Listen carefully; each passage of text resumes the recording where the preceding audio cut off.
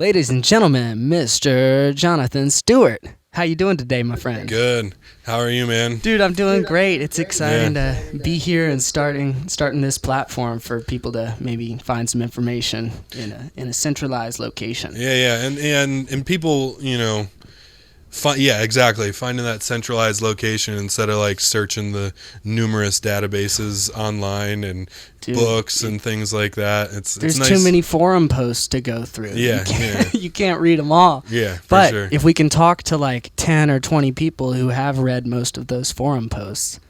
Exactly. We have all the At least you condense it down, Exactly. And, people don't have to read. They just listen. So that's exactly. Yep. And they can watch and tune in. So I know you because I've bought a speaker from your father in a Walmart parking lot in Worcester. And so that's a tidbit that's fun. I love that we're constantly trading around gear. But I don't know. Tell me a little bit about your story and like how old you are, what got you into the music, and what got you into doing the side of the things that you do. Cool. Yeah. So, I'm 30 in August, at the end of August. Cool. So Dirty 30 is coming up pretty quick. Specifically for the Dead, I didn't have it growing up. It was kind of my parents, or not my parents, that is. Like, my parents did not listen to the Dead. Interesting. I kind of came across it. I was starting to play music, had bought a bass guitar, I think maybe a guitar at that point. And I was listening. At first I found Zeppelin and was like, sweet, Zeppelin's cool. And then I found Rush and was like, this is sweet. Because that's cool. Bass player is playing lead, like, this is great. Like, insane. This is so cool. And then found the Dead and was like, wait a second. Everybody's like playing like a lead line. That's how I imagined it at first. Like, because everybody's playing something different or slight variations every 4 bars or every time that, measure comes around, right? Yep. And I just thought that was just so cool. And it just like, from then, that moment on, probably around 14, 15, it was just like all I ever wanted to listen to, like amazing. Everybody's like, what, do you listen to anything else? Yeah, of course I do. I just know a lot about the Grateful Dead. Like, that's how I feel playing shows. People are like, you play any other things? And it's like, I do, but I know a lot of Dead songs. I think my most favorite internet meme that I think I've ever seen is I don't remember the image quite right this second, but something along the lines of like, don't you listen to anything but the Grateful Dead? And then the line is like, yeah, of course, Jerry Garcia bands. Like, what else is there? I listen to both kinds of music. Yeah, exactly. Yeah. Grateful Dead and Jerry. Well, that's awesome, man. So 14, it seems to be kind of the magic number in falling in love with music. Just going through the changes around then and listening to stuff, it gets imprinted in your brain. So. Oh yeah, for sure. You're very impressionable, especially at that point, because you're just trying to find something, like. Before you're, that's when you're starting to become an individual, I think, really. Absolutely, Not just getting a personality. Yeah, not just your parents' kids. Like, you are a person, and, you're trying to figure out, relationships with people, other kids, and then, how do you fit in and all that shit, and, Yeah. But yeah, that's kind of how I found the Dead and just have been obsessed ever since. Amazing. But yeah, then the obsession with the gear and then the lutherie that came from it, just kind of all stems from, just the person I guess I am, being obsessed with like little fine details and nitty gritty, Finicky. like yeah, for sure. But yeah, it all kind of is wrapped up in a big burrito of personality, I suppose. I think that's the reason that you're on this list, as well as everybody that's going to be interviewed and talked to. It draws a certain personality type, and there's all the subgenres of people. You have the tapers. I know my dad was a taper, and cool. I'm sure I got some of that from him, some of the love for it. But you got those folks, and then you got the amp techs, and then you have luthiers, and then just people who are obsessed with documenting set lists.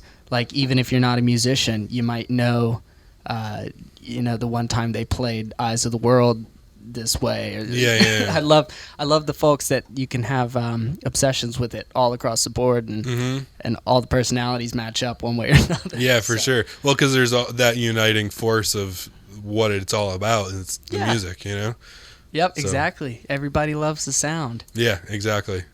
Yep. So where did it take off for you with gear love and luthiership? You went to schools and classes for some of the yeah. Stuff you do, so right? in college, I went to college in SUNY Potsdam, like super far northern New York. If Cool. do you know where Plattsburgh is at all? I've heard Plattsburgh before. So basically it's like, let's see, New York's kind of shaped like, here's the city and here's Buffalo out here, and then you got the big northern section. Potsdam's like way up there. It's okay. Less than 15 minutes from Canada kind of thing. Oh wow.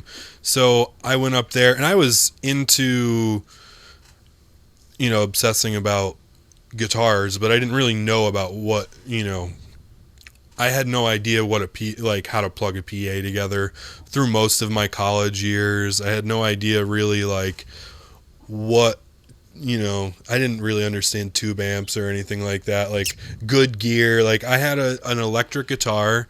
It was a Hammer Explorer. It actually still have it right here.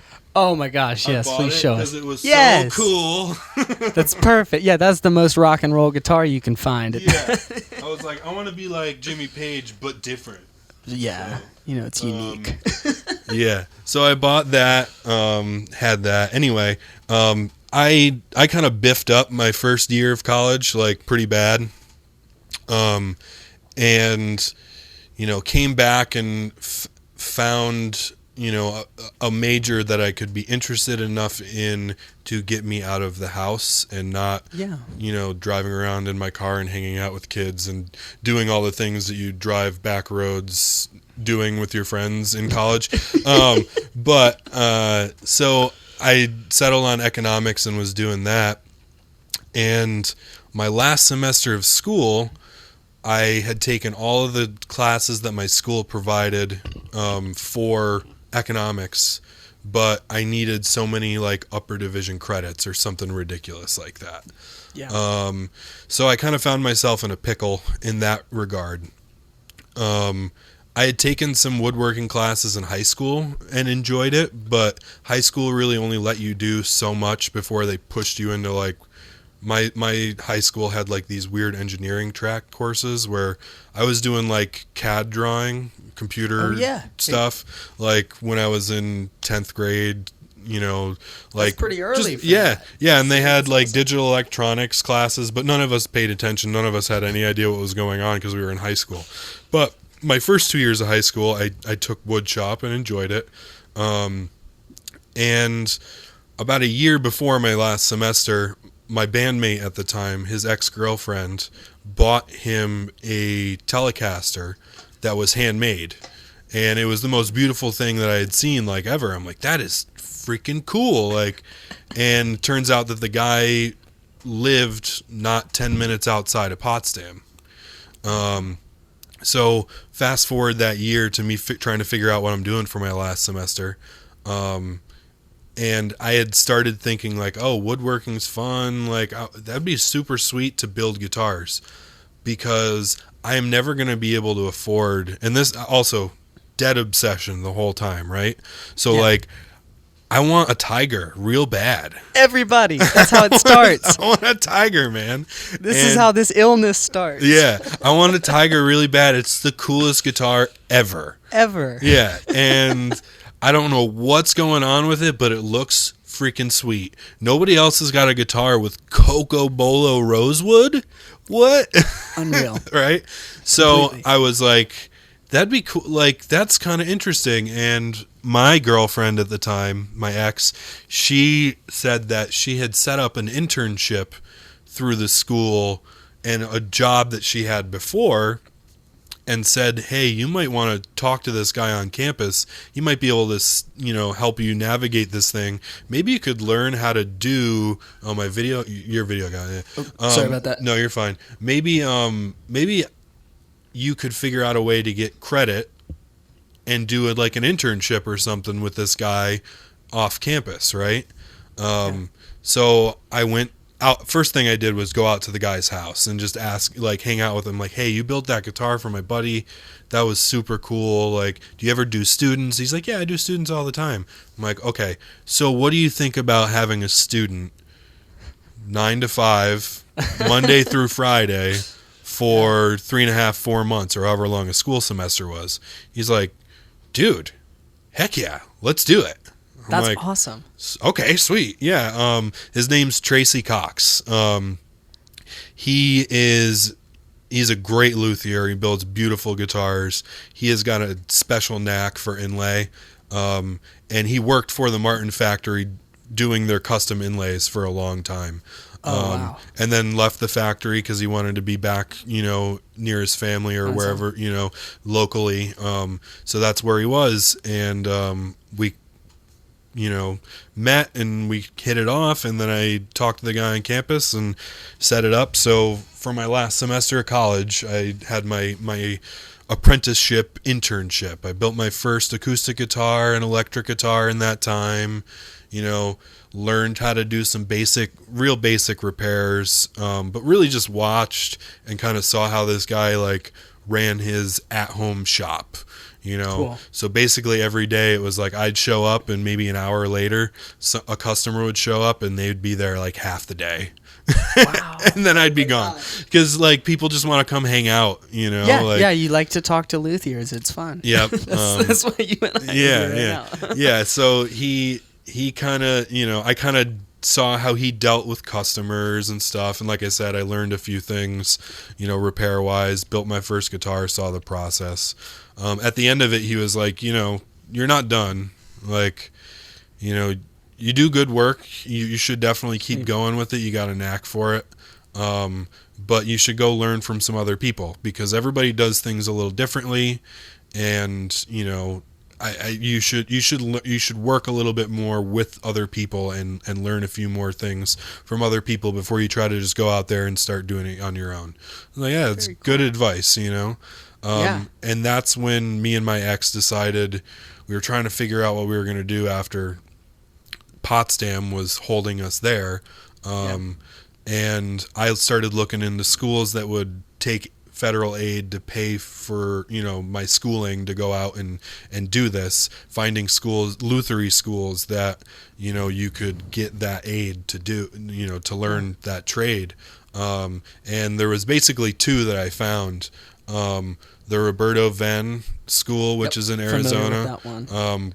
Great school. There's a lot of beautiful stuff that comes out of there. I've met a bunch of former students from there, and they're all really super great luthiers. And then the Red Rocks Community College in Colorado. They had a huge woodworking program and a lutherie specific program, and that's where I went. The whole green revolution definitely didn't scare me away. But so you were going in around the time they were raiding Gibson factory, or what? Actually, no. I'm trying to remember when that happened. Was that 2012 or 2014? I think that was earlier, 2012. I think that was. I don't really recall. I was more speaking specifically of the green. The green. I see. Yeah. Yeah, sorry. At first I was like, yeah, I understand. But no. Environmentally conscious. Yeah. So right around that time is when I moved out there, which was pretty much when everybody moved out there. But yeah, I started doing school. I did 2.5. I did a year and a half's worth of school, but paid to have access to the wood shop longer. Built another couple guitars while I was there.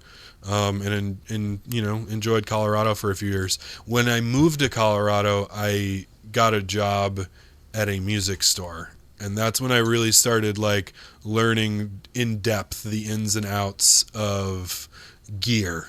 Very cool. I'd started learning lutherie, and then got out there and had that as my in to the music store. And then the music store opened my eyes to like way more than I thought it was even, I was starting to get into lutherie. I didn't even realize that or like I didn't even understand the differences in feels of, say, like a fretboard radius and Interesting. what they meant. You know, like I was like all about lutherie and building, like this is cool, but then I didn't know these things until I had them in my hand working at a music store. You know what I mean? Yeah, absolutely. I feel like you're working backwards a lot of the times, trying to play catch up with the things that you think you know, but then it's like you got to backtrack and be like, oh, but actually, what is this? Oh, yeah, for sure. Take the time to. Yep. That's awesome, though. Yeah, so music store. Were you a floor salesman? Like, are you selling everything to people? Yeah, that's kind of how I started. That's how I worked the 4 years that I was in Colorado. I got that job and I worked right up until the end of me moving back. Well, technically about a month before I moved back, that store closed. Oh, wow. So I actually like inventoried everything that was left and helped them shut the doors. And actually, if you do end up talking to that dude, Edwin, yes, that's how He's I on met. The list. That's how I met Edwin. Because Edwin's from that area. I met him through the store, and I saw him play in his Dead cover band a few times. So cool. But yeah, that's how I met Edwin initially, working at that store. But yeah, mostly floor stuff. And we were a fairly big store. We were selling a lot of Fender gear, amps, guitars. We had some microphones. We had a big PA rental section. Cool. And that was kind of like you got to trial by fire to learn that stuff. Like, you know, figuring that out was fun. But that's kind of how I've really grasped everything, you know, being at that store, learning just signal flow in general. Like, how do I plug a microphone into a mixer? How do I plug a mixer into a speaker and get sound out of it and have it sound good and not feedback and all those things, you know? Gain staging and not overloading anything at any certain point. Yeah. And how do I easily convey it to other people so that when they're renting stuff to, say, like do a speaking engagement at a wedding, that they can just plug it in, turn some knobs, and go, you know? That's awesome, though. So you're, where's that brought you to now?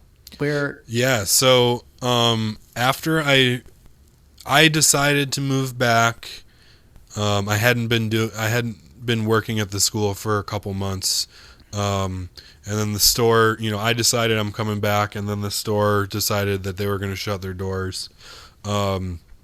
So when I moved back, I can't remember exactly when, August of 2018 maybe? No, 2017, something like that. I didn't really have any machinery. I had a lot of hand tools for building, and I had a lot of gear that I started to amass, you know, like interface and patch bay and some more guitars that I didn't have. That's where I got my first Martin when I was living in Colorado through that store. You know, all this stuff. So I moved back and I went to my local guitar store and just talked to, you know, the guy here and was like, hey, look, you know, I've been doing this now. You know, I've been in the lutherie thing for 6 years. You know, I've maybe not 5 years at that point. And I have been doing some repairs. I did some builds. I've worked at a music store for 4 years doing retail. I also did a lot of their online sales. Like, if you're ever looking for somebody, and I don't know if he really needed somebody at that point, but I think he just, like, maybe out of the kindness of his heart, just wanted to give a job to, like, because, you know, oh yeah, I remember this kid when he was 16 years old, like, check all the boxes too. Yeah. So I started working there, and they had an in-house repair tech. Cool. So occasionally I might help do like 1 or 2 things. I would do restrings in the store. Everybody knows how to do restrings. But or you should know how to do restrings. I was just going to say, I remember a Facebook post. If you bring your guitar to a store, every time it needs to be restrung, you need to learn how to restring your guitar. I had to clean up so many skin flakes from folks would bring them in, and you just got to change the strings, and that was typically the guitars that never got wiped down ever. You know? Yeah, I learned from the guy that used to work at this Saratoga store. that if a guitar deems it necessary, it is always acceptable to charge a biological hazard fee on a guitar. I think that is especially nowadays too. You get that extra COVID cleaning fee. Yeah. But so about a year ago, I think the tech that was at the store I was at left, and I jumped in, and for a year and a half, I was doing all the repairs at the store. There was something that I didn't feel comfortable with or have space for there, because that was a big thing too. I was working in a real small room, and didn't have things that I would have at home. Then I'd send it out to somebody else. But I was doing all the repairs there, and at the same time building up my wood shop at home. Went out, got a small business loan, bought all the machinery that I would need to start actually building guitars, and with the intention of slowly transitioning into that. And then COVID kind of changed everything. Oh my gosh, for everybody, I think. It's safe to say. So that's awesome. I was just thinking about wondering how your personal workshop has developed or differed with your employment workshop. And I know that it's so convenient nowadays. Like if you have some kind of desk, you can make a little workstation. But obviously for building, it's a little more intense. You need some space. So what does that look like, and what do you kind of envision that being in the future?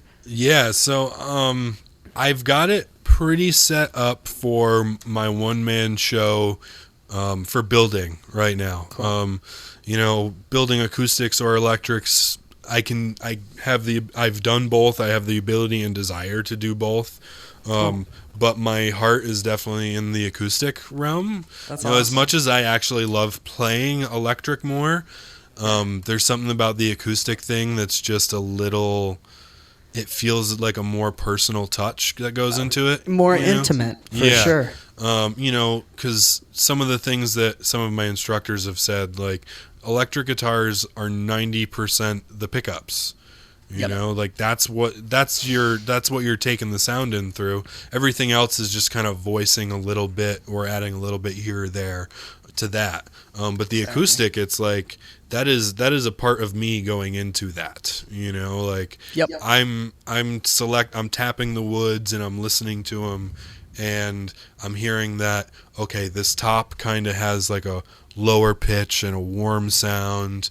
So maybe I'll take this brace, billet of spruce that's for brace wood, and I'll tap that, and I've got 4 of them, and find the brightest, loudest sounding one, and be like, okay, so the low sounding top and the bright sounding brace wood, that's going together. We're going to balance those things out, so you kind of, you don't have a guitar at the end that's like super bright or like super dark and has no clarity to it. You would always continually trying to balance those things out, and it's my ear that's kind of imparting what's balanced. You know what I mean? Wow. So you're the ultimate creator, and then whatever comes out of that guitar, it can't really be modified or changed too much. With an electric, you can swap out the pickups, but or like in the case of like a Fender, you can throw on a new neck, right? Yeah, exactly. Very easy to change them out, but an acoustic is pretty much that way for a while. Yeah, for sure. And I like the idea, just in lutherie in general, like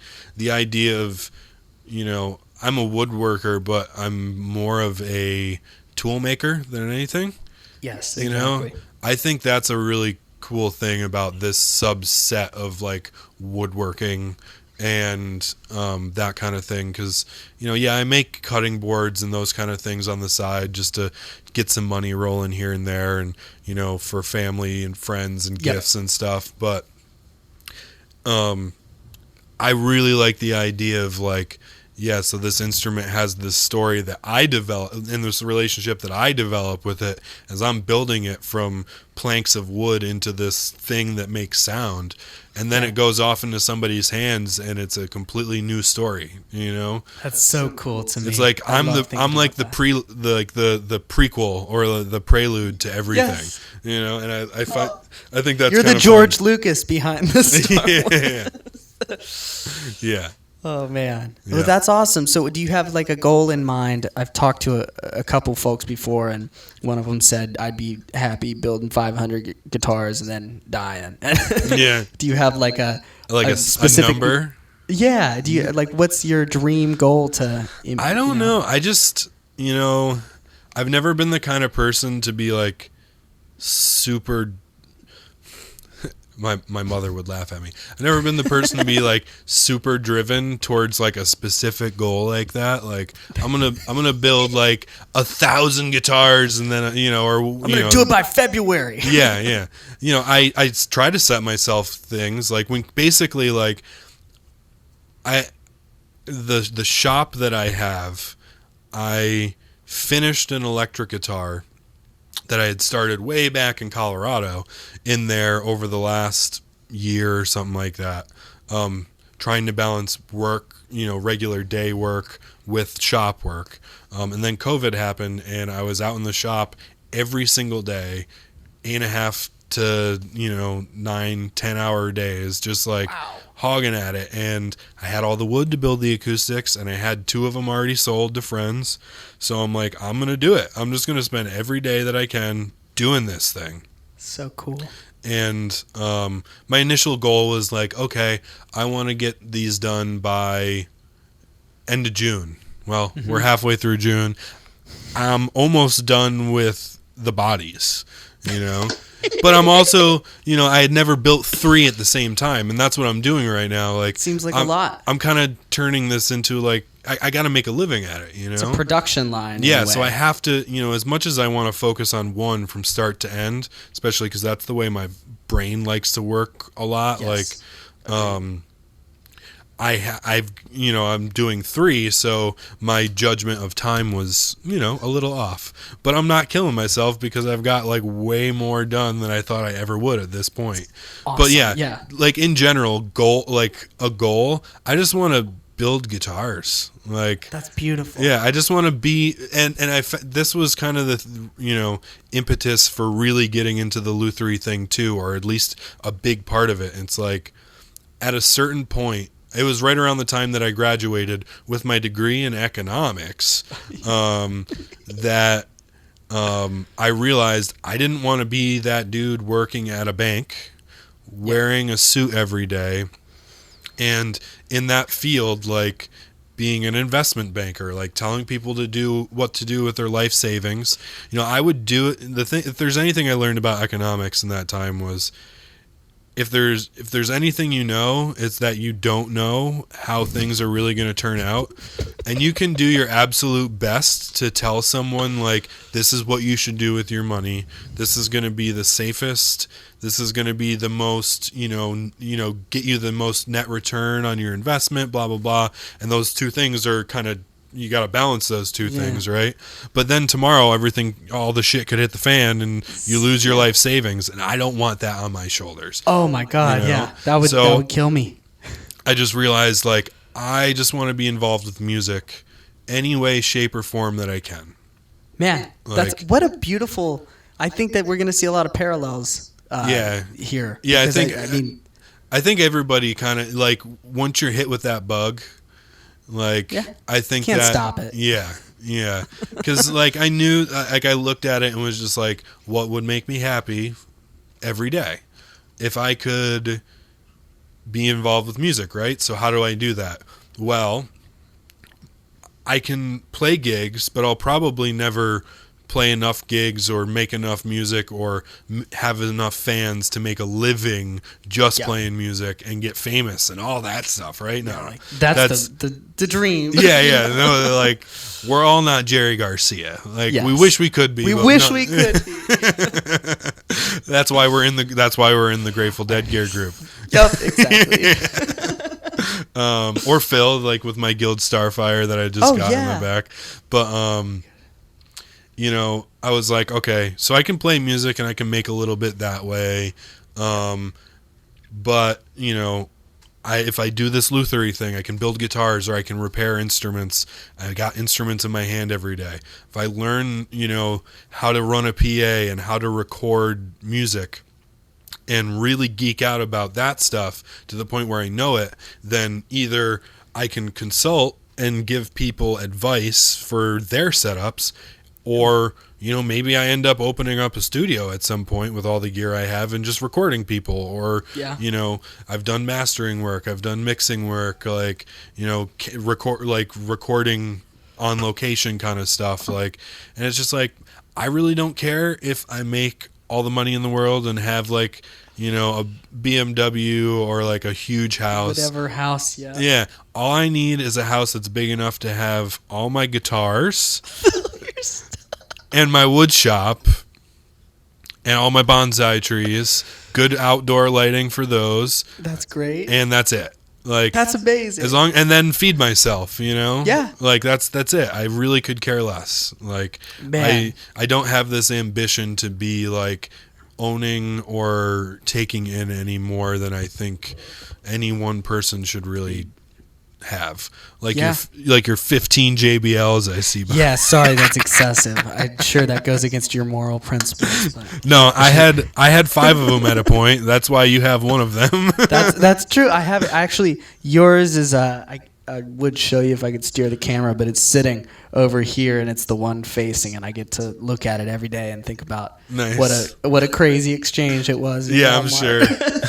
But man, that's so cool to hear you say all this, because it definitely reinforces some of my decisions. I mean, I got entrepreneurship degree, and you're sitting there and you're like, I don't really want to work for a business.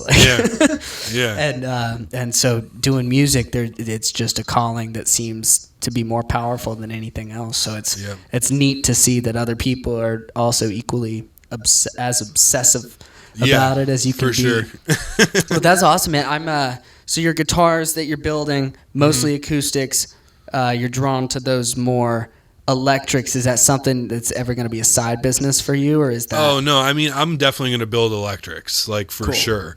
It's more just I guess I get a little bit more personal enjoyment out of the acoustic, and I feel more connected to it. Cool. I have all the plans for Tiger Baby. I got it all. I'm doing it. So what do you know what that involves in a summary form? I'm sure we'll talk to some folks. Sure. I mean, yes. It's Tiger's a little different than Wolf, of course. Yeah. I've built quite a handful of neck through guitars like Wolf at this point. Cool. And some with the last one that I did, it was supposed to be a neck through, but I kind of screwed it up a little bit.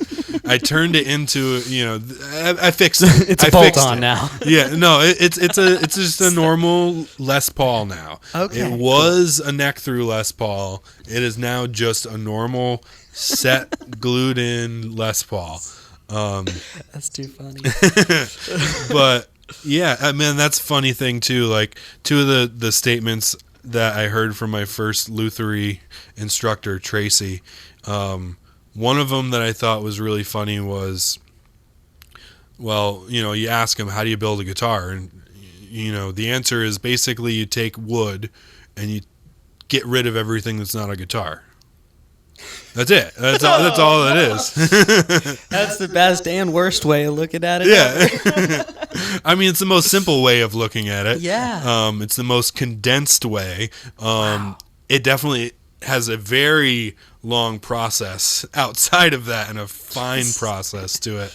But that's the way, that's the easiest way to say it. And then the other thing, every mistake you make is just an opportunity for an upgrade. And that was, plainly evident the first day that I worked with that guy. He was working on a little inlay, and then all of a sudden I heard him kind of scream not scream, but kind of mutter some profanities under his breath. And then he got real quiet for 3 hours. And I was just being real polite and watching, because that's what I was supposed to do. Yeah, you don't want to talk. Yeah, you just disrupt that. take it in, right? Yeah. And then at the end of the day, he showed me his original drawing and then his new finished inlay, and it was ridiculous. The new one was just way better. Amazing. Yeah, beautiful. Awesome. And the initial one was beautiful too, but it was it was a lot different. And he was like, yeah, I kind of screwed that up. and then I fixed it. So, but nobody would ever know. No, if you yeah, didn't exactly. Say anything, right? Yeah, but yeah, I mean, electric acoustics. So the Tiger thing, like, I mean, neck throughs are a special type of thing, you know. You got the biggest thing is getting the angle right, so that as those strings come up over the neck, your bridge that you use isn't, you know, an inch and a half off the top of the body, you know, and feeling all goofy, which is how my first electric turned out. Or too low, you know, so the plane of those strings hit too low. And, you know, because when all those things come together at the end, it's got to be right on a neck through, or it's not right. I was just going to ask, you want to talk about neck resets? Like a bolt-on, you can just add shims and change the angle really easy. A set neck, although I've never done that, I would imagine it's simple as cutting the glue, separating it, and then shimming it probably and resetting. So specifically like with acoustic guitars and the neck reset, you know, you're drilling a couple holes so you can get some steam down into that dovetail neck joint. And once the glue breaks, you pull them apart, you clean everything out. Because what's happening in that is that the wood that's at the right under the fretboard when the neck and where the neck and body come into play, there's a block inside the body that the sides glue to, and the neck sets into. There's this big solid chunk of mahogany. Well, not big. It's like a couple inches by a couple inches. It's where the serial number on a marker is, right? Exactly. Okay. Now, that block, the wood on the front edge, after years of string tension, starts to compress a little bit.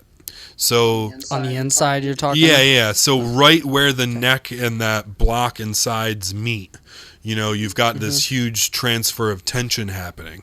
And those strings are always going to be pulling the neck up.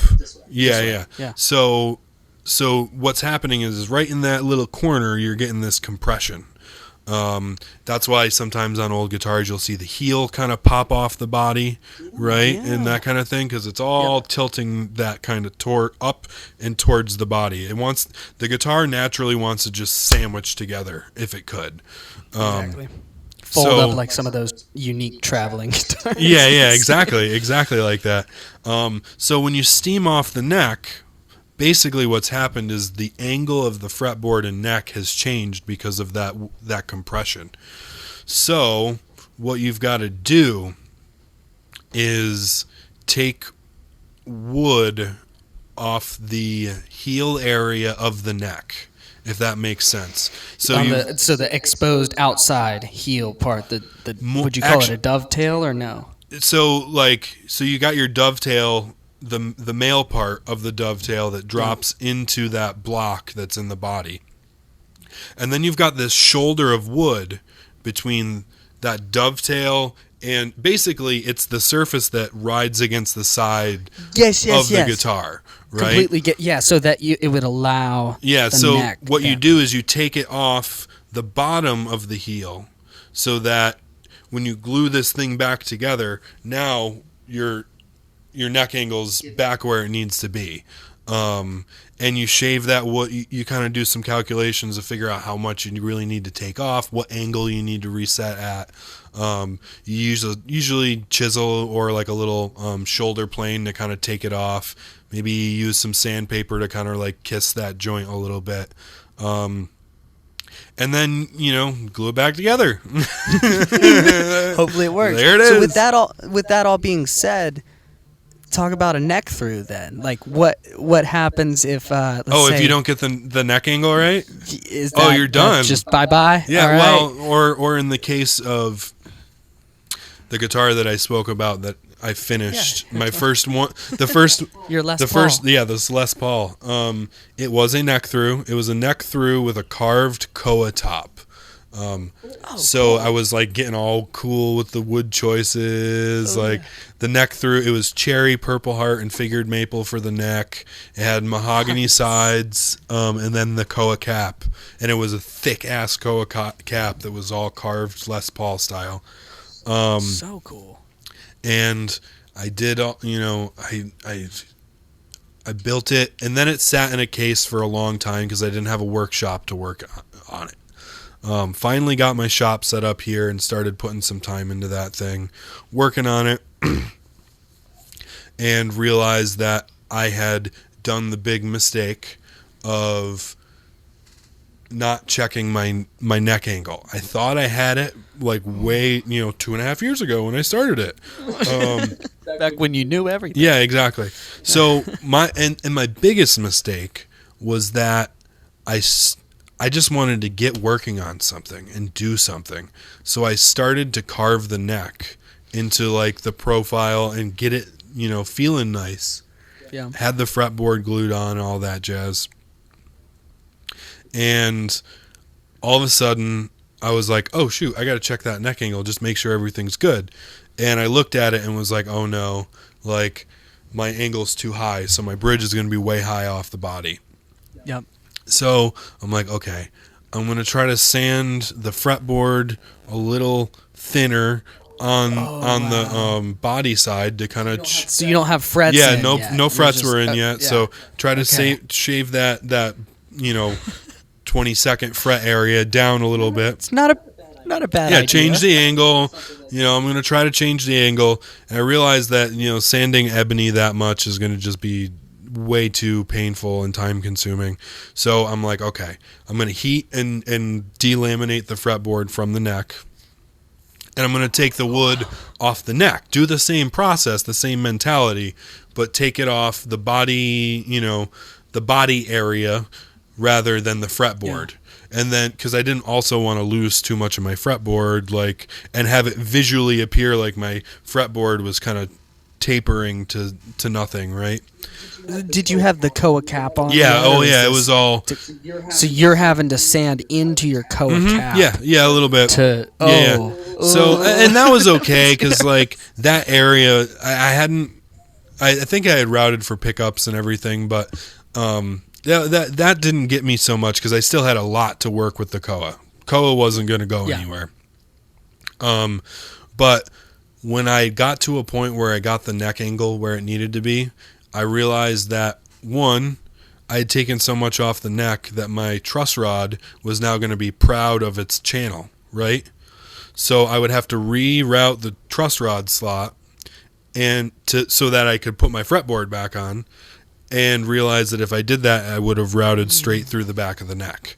So I realized at that point, I'd put all this time into it, and I thought, I just had a couple bad days. I was like, man, I just ruined this guitar. And also, a close friend had given me a deposit for that guitar. I told him about it, and at this point, the person was like, just take your time. And I'm like, sweet. Now we're 2 years later, and I'm like, okay. He wasn't rushing me, but it was getting on my shoulders. So I had to either decide, am I going to just tell this dude, I got to give you your money back and just quit lutherie, right? Or we give up. Build a whole new guitar from scratch. Yeah. It's probably a little cost to you. Costly. I mean, a little bit of wood. At that point, I didn't know where to get the wood around here. I found some suppliers of stuff around this area. But my idea was, it's supposed to be a neck through, but what if I just turn what I have now into just a body blank? And if I make a new neck from scratch and build it with the same woods, cherry, purple heart, maple, and match the thicknesses of all the laminates and everything, and then just cut a tenon in the body to drop in the neck, do a lot of measuring, measure once, twice, measure 8 times before you do anything, and make sure everything is perfect. If I make this neck a new neck, then I can save this thing and just make it a standard Les Paul, not a neck through. Beautiful. And you know, that was kind of the biggest challenge that I've had lutherie wise. But yeah, that's basically what you do if you screw up doing a neck through. You make a set neck guitar and never tell anybody about it. You take your guitar, except you never tell anybody except now about it. Unless it's the tell-all Grateful Yes, Punk exactly. show. You go to your big ass 18-inch bandsaw and you take this guitar that you've been working on for 2 years and you look at it and you say sayonara and you take it to the blade and you just right off the neck.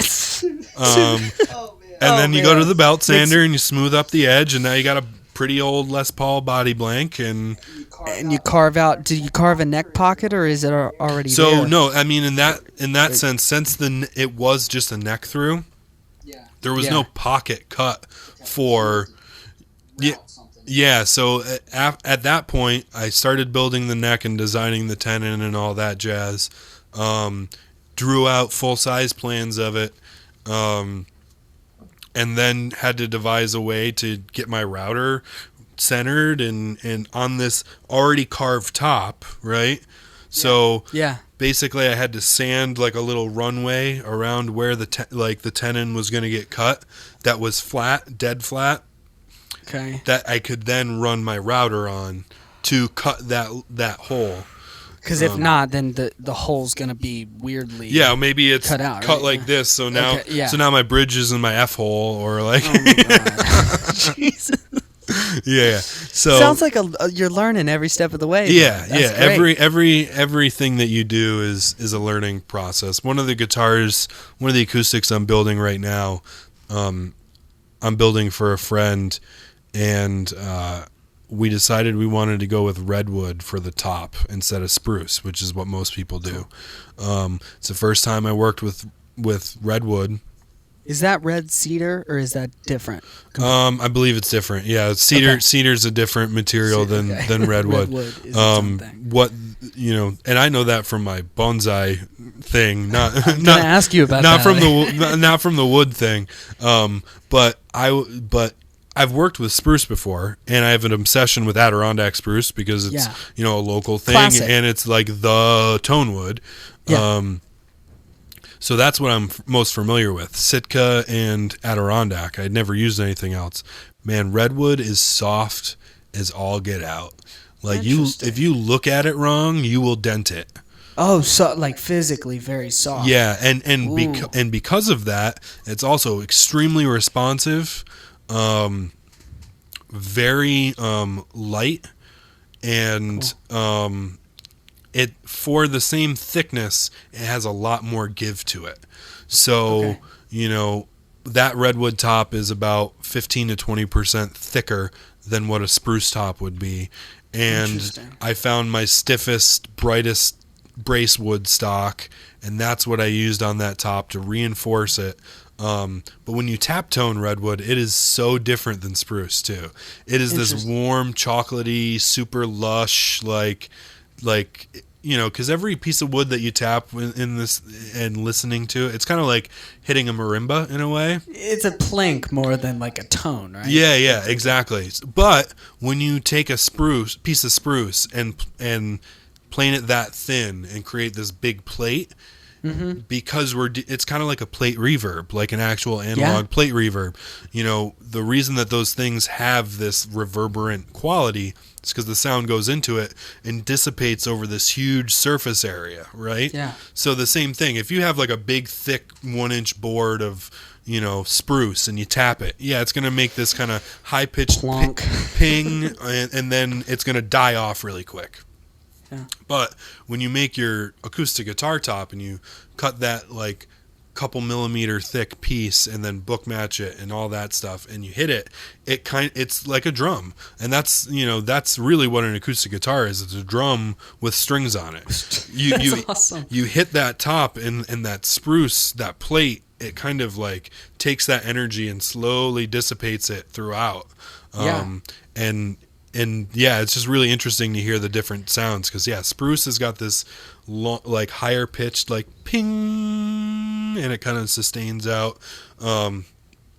Redwood is this super deep tong, and it kind of like has this really complex overtone. Has a flutter to it almost? Yeah, for sure. Wow. And this particular piece is a torrified sinker redwood. So cool. Sinker, it sat at the bottom of a lake for who knows how long. Yeah.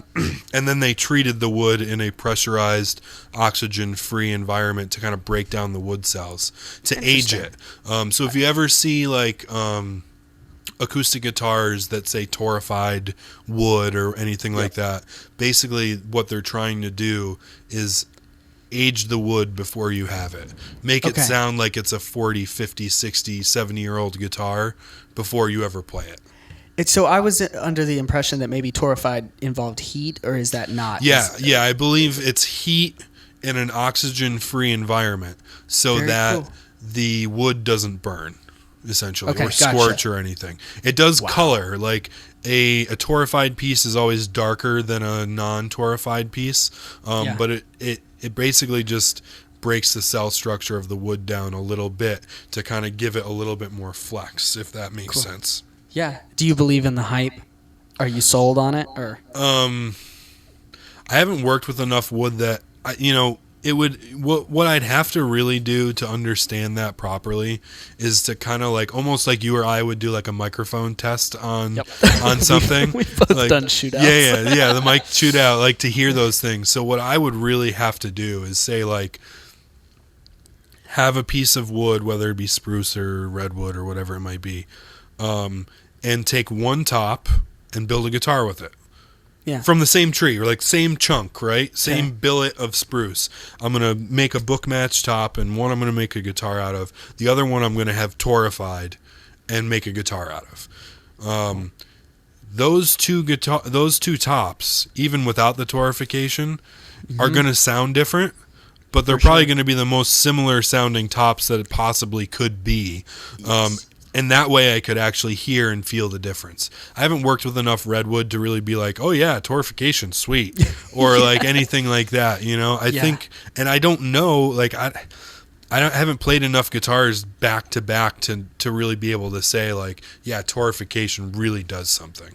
But I feel you. I know that all of the, Martin Authentic series guitars that I've ever played have been pretty freaking amazing. So the 37 Authentic is one that I've played before. Is that they torrified? They do the torrification, and those Martin even geeks out even more. They approximate the torrification process to guitars that they have in their vault. So that's why it's the 37 Authentic. It's partly the appointments, but it's a lot of the 16th or sorry. Yeah, exactly, and then the inlays and stuff too that you'll find. But a big thing there is they look at the cell structure of a 37 D28 and they look at how much those cells have broken down, and then they put a piece of wood in the oven in the torrification room or whatever it is, and they do that process until they get something that looks as similar to that 3728 as they can. That's pretty beautiful. Just that it's such an art to crafting guitars like now, that. I kind of find it super cool, the science behind it, but in a way it's like we're trying to road wear our relic, acoustic. almost. Yeah, relic our acoustics. Like, and there's this really cool guitar company, Pre-War Guitars. Pre-War Guitars. Yeah. Wes and Ben. Yeah, and they do like the levels of wear. 1, 2, and 3. Yeah. I think they have a 4 now. I think they have a 4. Really? Oh yeah. It's basically just a couple splinters, but oh man, yeah. That was I used to work at this store right here, and we would get a couple guitars from them, maybe every 3 or 4 months, maybe even less, because it was just they'd go immediately because everybody's into the pre-war hype, and they're beautiful guitars and sound awesome. And there's something to the overtones on that guitar that, like, I definitely see why there is some hype surrounding the brand. I don't know if they use the torrification or not. I would imagine so. I think it is, but I can't remember what kind of special aging process they do. But I would always see the level 3 guitars. People would come in and they kind of look at them and be like, "Oh, that's really cool." But the level 1s and 2s were a lot quicker to go out the door. Sure, People took the right person to want a truly relict pre-war guitar. But they're killer stuff. So, man, so what do you think? Looking at your work now and what you see in the future, what do you think you're gonna be defined as with something that not defined as in like what's your legacy gonna be, but what do you think is a specialty of yours? What do you really love to do when you build? I kind of always find that I don't know yet. Cool. Because I know that, like we said, like music is just going to be the thing, and I'm not really trying to force any one particular thing. I really like the lutherie thing. Yeah. Like I love building, and I recently had an opportunity to go work back at the store I was working at, because everybody's opening back up, right? Yep, slowly. Slowly, right?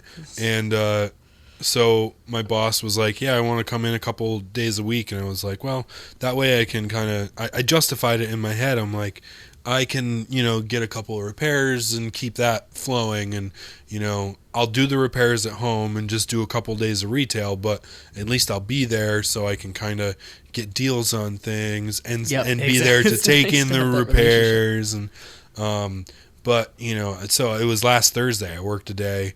And I was like 10 minutes into my shift, and I was like, dude, why am I here? Like, I could be home finishing bracing up these guitar tops. Yeah. And, because that was my daily routine all of the quarantine. It was wake up, get some coffee, get some food, go out into the garage and start working.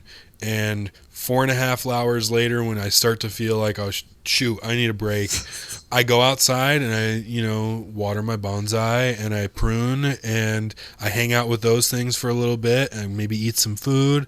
Go back into the wood shop after I eat food and work for another 4 or 5 hours, and that's awesome. My day. And I love it. I love every minute perfect. of it. And I'll work 4 or 5 days in a row, and then I'll take a couple days off and do some studio stuff. And work in, I've been working on trying to record an album of my own originals, awesome. Which has been on pause because I've been waiting on my cappies, my preamps. I had one and it decided to break on me, so I found this dude that fixes them. So I sent it to Florida to get fixed, and I was like, well, I'm kind of thinking like, I kind of want to buy another one. How much do you charge? And he's like, well, you're going to do this. Basically, at the end of the day, the deal was too good. I'm like, all right, fix the one that I sent you and build me another one. Sick. And so these preamps, I remember vaguely seeing them or you telling me about them, but what's the story on this? So Cappy, CAPI, I can't remember exactly what it stands for, but essentially there's this guy in Florida that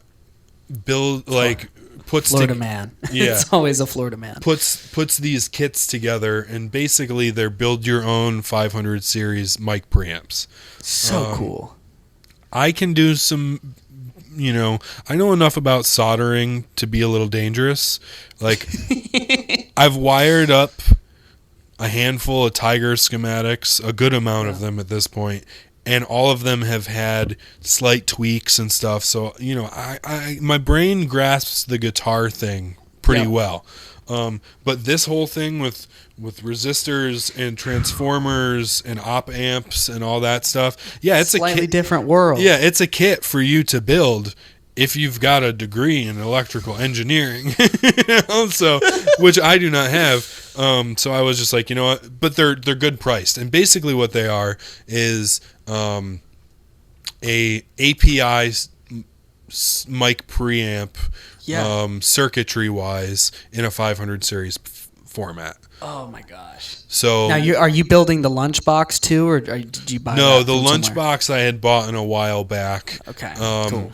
empty, of course, and just looked at it until I could put something in it. That's the worst. That's the worst part about that thing is, you got to buy the lunchbox, and none of us, are millionaires. So yeah, I know. You got to buy a lunchbox for $300, $400, $500, whatever you spend on it, and then you got to save up the money to actually buy something to put in the lunchbox. One module. Yeah. And then you're like, well, down another 500. Yep. And then you've got 7 more slots to fill.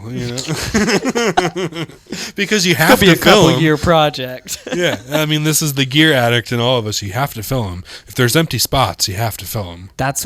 Sometimes I know that I've messed up when I somehow or another acquire another rack, and then I have to stare at an empty rack, and my brain starts turning, and the gears are like, I could put a tuner in my rack. It's like, why do you need a tuner? Yeah, why do you need a rack tuner? But I don't know. Got a slot for it. So luckily, this is how I've prevented that. Is I keep some empty, just multiple sizes of cool empty blank rack covers so that I can tame the urge whenever I do have an empty so rack. If you see one out of your periphery, you just grab a cover and I screw in the cover and then I'm like, that's filled enough. we have issues, I'm sure. Oh yeah. My worst sound gigs have always been for or the worst thing that I ever remember doing sound for, or the most cringy on my part, was this time, and basically this girl who has a super strong voice, but you can tell she hasn't played a lot on stage, right? Not a lot of mic control, maybe. Yeah. And she's I'm gonna hold the microphone kind of person. I'm not using a stand. I'm gonna hold the mic. My personality. Yep. And she's sitting in with this other band that I regularly do sound for, and she's got a music stand with a set list on it, or maybe some lyric sheets, who knows.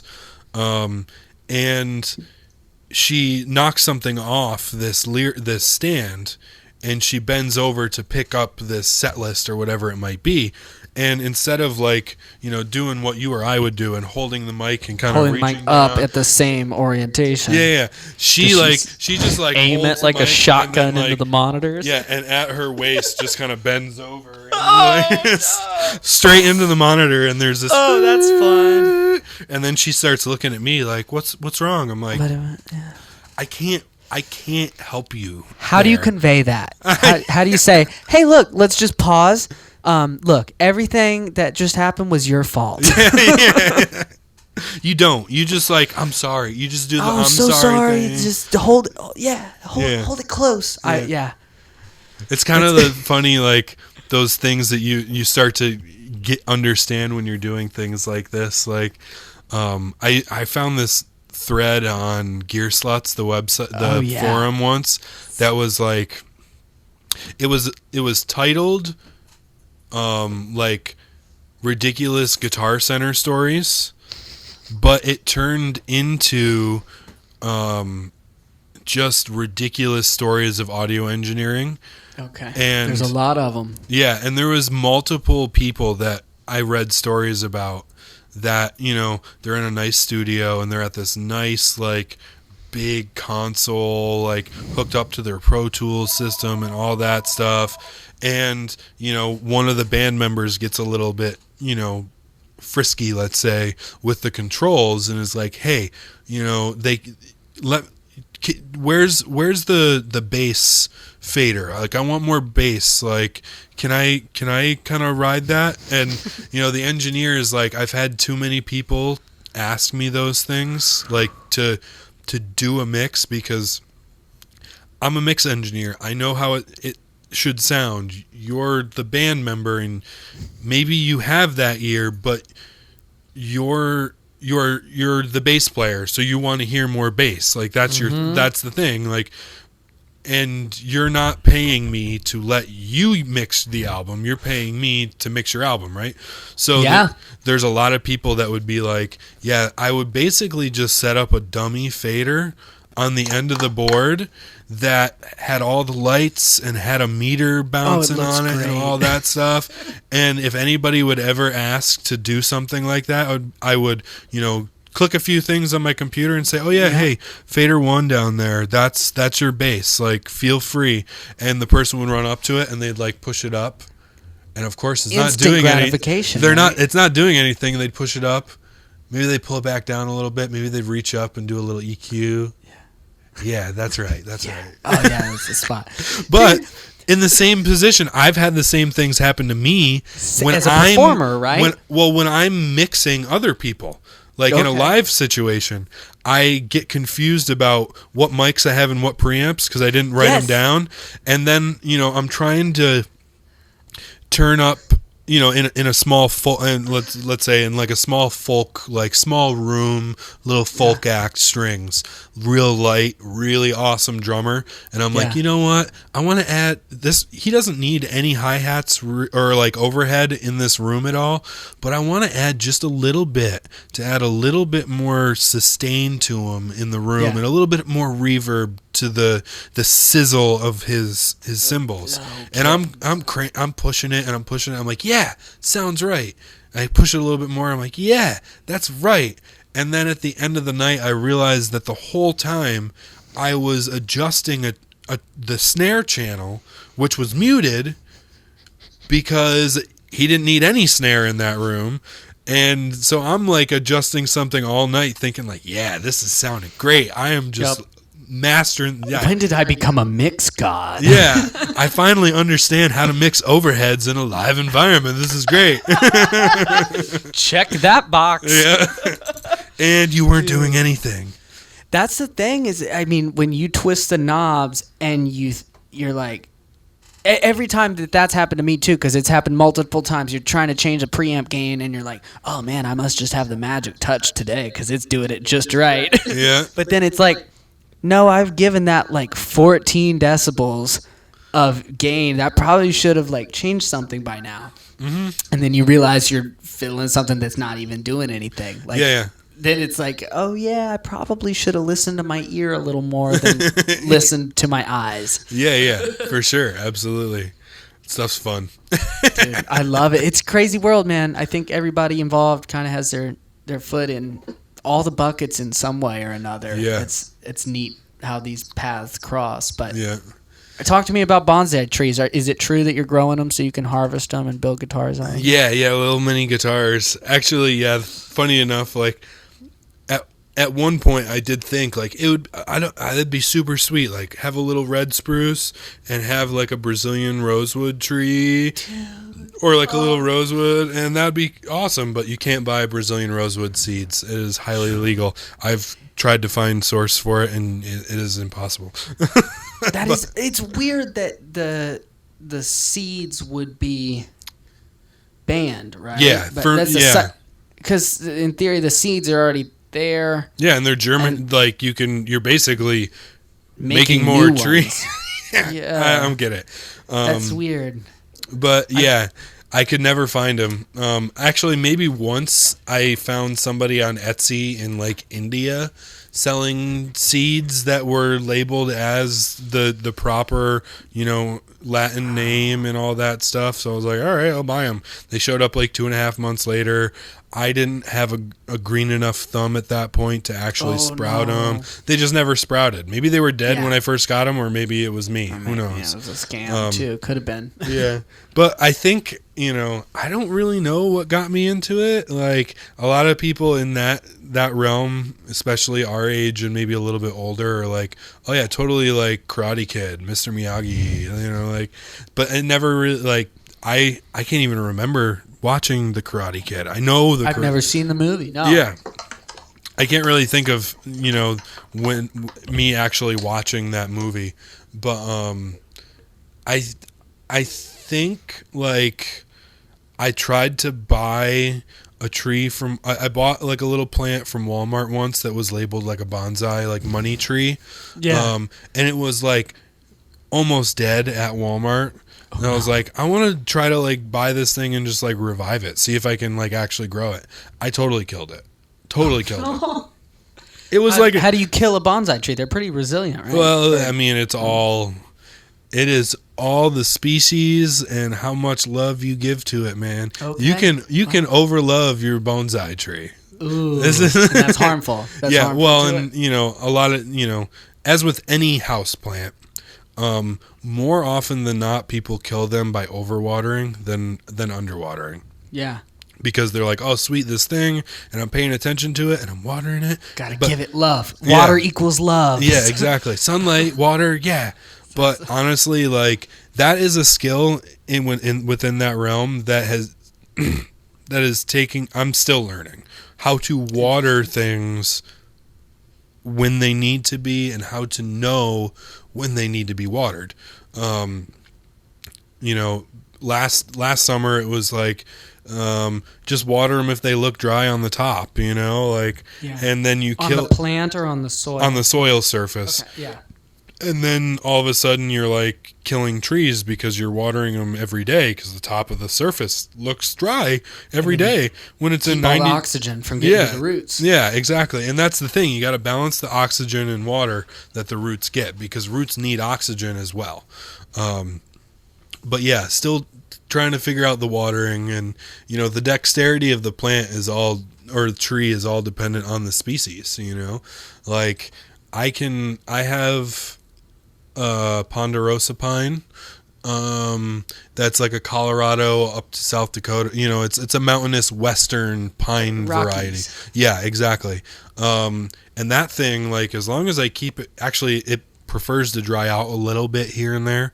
And I can leave that thing in full sun, like 100 degree weather, like, as long as I keep it watered well enough, it can handle all the sun and all that you can give it, really. Wow. You might want to make sure the pot isn't getting too hot, because usually the pot's black or whatever it might be. So you put it on the ground, but it's going to be fine. Other things, like a Japanese maple, like, you could not leave it in full sun, even on like an 85 to 90 degree day. There's just so much sun and so much heat that it scorches the leaves. And, a little leaf scorch isn't going to kill a tree, but if you leave a tree out in full sun and it's scorching every day and the leaves just completely die, then it doesn't have a photosynthetic, it doesn't have an ability. It doesn't have its photocells, its solar cells to get energy, and then it boop, done. What a bummer. So that's all dependent then on where that came from originally then. Yeah, exactly. I mean, I have some tropical trees that I actually like store in my closet with an LED light during the winter, because like they can't take anything less than like 55 degrees.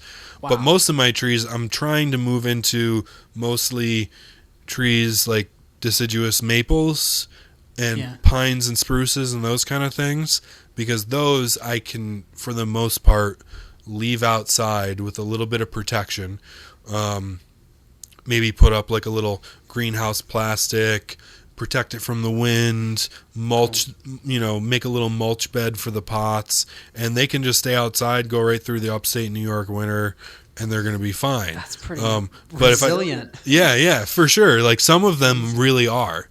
Some of them are not in the right circumstance, though, Yeah. So that's awesome, man. Well, what a fascinating fun trying to figure that all out. Yeah, I bet it seems kind of like you're doing all the ends of the woodwork. You're performing at the one stage. You're performing with the tools. You're then making the tools, and then now you're growing the wood that is used to make. Yeah, I think that the dream in life would just be like living in a house out in the middle of nowhere that I could like have a nursery to grow trees. Yeah. But I would never use my trees to build guitars, because none of them would grow size. I don't think I would have the time or space to really think about like growing trees big enough and properly, freely for guitar use. Once immortality becomes a thing. Yeah, we're almost there, right? Yeah. I mean, we made it through COVID, so yeah, that's one step to immortality. Yeah. I mean, every disease you get a little bit of, of immunity. At some point, it's just, we'll have all those vaccines, and they're 900 years. They're putting the chips in us, and I'm not going to go there. I don't want to offend people that may think that you is actually real, believe that. Yeah. But yeah. It's not. It's not. Yeah, I don't want to get. I haven't decided how political we get on here, but I'm sure one day we'll have an episode where it gets real heated. Oh yeah. I can't fun, wait man. until you find somebody that's just like crazy. Yeah. And all of a sudden you're like, oh, what did I get into? But you like the dead though. Like, I thought you were cool. Every once in a while, yeah, man, you gotta filter out the people who are just looking to start fights. But I think the list I got going, man, it's exciting. If you don't mind, if I read a few out. Yeah, go for it. You and then Billy Trout's gonna be on here next, and he's studied with Waldo a lot on amp tech, being a repairman and all kinds of stuff. Then Anthony Kosha, I believe is how you say his last name. Yeah, I'm not sure how that. I always said Koskia for a long time. Yeah. And I messaged him, and Anthony, if you're watching, forgive me, but I think he said Kosha or Kasha, one of the two. Fair enough. You learn something new every day. Anthony, yeah, but I've thought it wrong for so long. Same. He's a great dude. Like, dude, he's I've awesome. asked him, he's been a great sounding board for like bouncing ideas in the wood shop off of and things like that too. So cool. Everybody is. Billy too. Like Billy's always on post. Like when posts are made in that group that are foundationally about that group's like intention, gear. Yes. The people that you have on that list are the ones that are always there answering or like talking about stuff. Yep, and they're not full of shit either. Like you can trust you're going to get a reliable answer from any of those names on the list, which is nice. And man, I'm excited. I getting Jay Darks, the YouTube pioneer. Oh, nice. He said he talked to me for a little bit, so I'm so excited. Jay Darks, the first time I ever learned an actual jerry lick was from videos of him. I'm pretty sure that could be all of us. That's what I'm saying. Like he was the first one, and when he said yes, I was like, oh man, well I already have the questions for you. Like it's crazy. That is like, that's great because that's like the inner like child in you when it comes to the dead side of things and the guitar playing and dead together. That's like the like, oh my God, he's like Santa. Like I watched him when I was 10 years old. I was born in 1996. He joins YouTube in 2006. So I'm sitting there like first listening to be like, I wonder how you do that, and I type it in. Yeah, and then he made all the videos with all the like ridiculous anecdotes too in there. He'd be like,